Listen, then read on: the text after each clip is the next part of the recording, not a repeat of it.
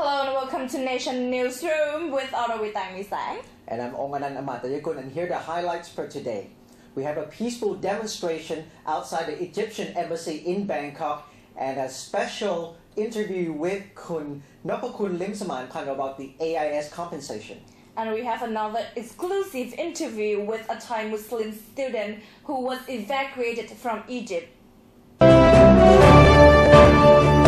Thai Muslims and Egyptians demonstrated peacefully outside the Egyptian embassy in Bangkok Friday, shortly after 338 Thais were evacuated from Cairo.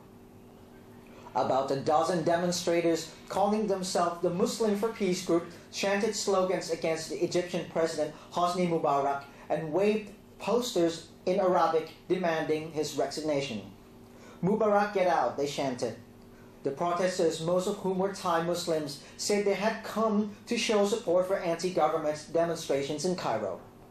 I want to help the protesters over there, said Pramod, who graduated from Egyptian University 15 years ago. I want to go there and strangle Mubarak. We don't want to see Egypt turn into a Muslim fundamentalist country, said Ezzat Hassani al-Salamini, an Egyptian national who is a teacher in southern Thailand. We just want to see change and we hope for a better future. Earlier Friday, a chartered flight brought back 338 Thais stranded in Egypt following the violence. It was the second government-sponsored evacuation flight from Cairo to Bangkok. The first evacuated 87 Thais on Tuesday. Most of the returnees were Thai Muslims who had been living in Cairo as workers or students. An estimated 2,500 to 3,000 Thai nationals remain in the Egyptian capital, where anti-government protests have closed banks and shopping centers, making daily life increasingly difficult. I think the protests will continue for some time because neither the protesters nor the government is ready to give up, said one of the Thai students who returned to Bangkok Friday. The government should send a bigger plane next time to get more people out before Egypt shuts down the airport. Could you please introduce yourself? My name is Variya Yingwatanagrai. I am studying Islamic Studies at Al-Azhar University and currently in my third year. We all know that the protests in Egypt against the president have turned violent. How was the situation there before you left? As we Thai students, we didn't really receive much information about the protests at all. We heard about it mainly from the global newscasts or from the parents of our friends who called to inform us about the situation. Overall, things were very expensive and we had to be extra careful as well since thieves were all around us. How were the living conditions there? Was it hard to stay there? Well, I would say it was hard during the curfew because we couldn't go out, but the rest, such as food and other things, were okay. We didn't face any shortages and there were no bomb explosions. Why did you decide to come back? As you've probably heard, many Thais in Egypt didn't want to come back and nobody wanted to register their names on the list. Well, at first, we were not sure whether to come back or not because we had visa problems. But then when the Thai government said it was okay to return, we agreed to take the flight back. How many Thais are still stranded over there? I would say there are about 2,600 Thais living over there, but only around 340 people were on our flight back home. How did the embassy communicate information? We all had to help each other spread the news because some people still didn't know that they could go home. How do you feel now after being back in Thailand? Well, thank you Allah for looking after me. I feel very safe now that I'm home. Thank you.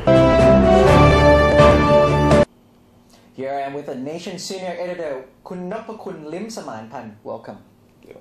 So what's the government planning to do with the AIS and other telecom companies? Yeah, first of all, I think the Prime Minister Abhisit Vejjajiva is trying to make corrections to previous mistakes committed by earlier governments.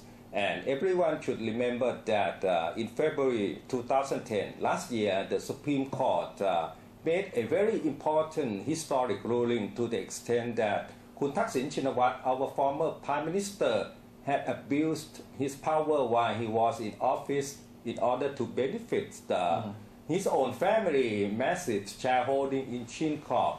And Chincorp is the parent company of AIS, which is the country's biggest mobile phone company. And then Kun Thaksin sold the massive shareholdings in Chincorp to Temasek Group of Singapore in 2006. And now TOT, which is a state-owned agency, is demanding a compensation of 75 billion baht from AIS because the concession contract between TOT and AIS was amended several times illegally when Kun Thaksin was Prime Minister in order to benefit AIS, but at the expense of TOT, which is a public company.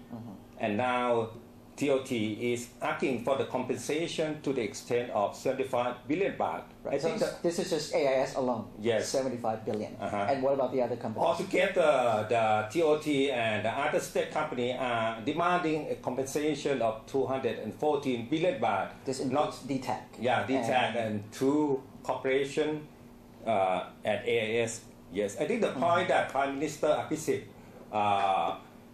want to make is that now is a good time for the government to set the record straight, to set a good example of good governance, so that our future leaders do not abuse their power while they are in office in order to benefit their own private and family wealth. Okay, so they're looking for transparency. So how does it work? Yeah, so Prime Minister Abhisit said that there should be negotiation between the government, in this case the ICT Ministry, that's right, and the private company to settle the legal and damage problem that we have mentioned. Yes. Okay, thank you, Kun Napakun. Welcome. That's all for now. Thank you for watching Nation Newsroom. And tune in Monday to Friday at 10 p.m. on Nation Channel. Have a nice weekend. สวัสดีค่ะ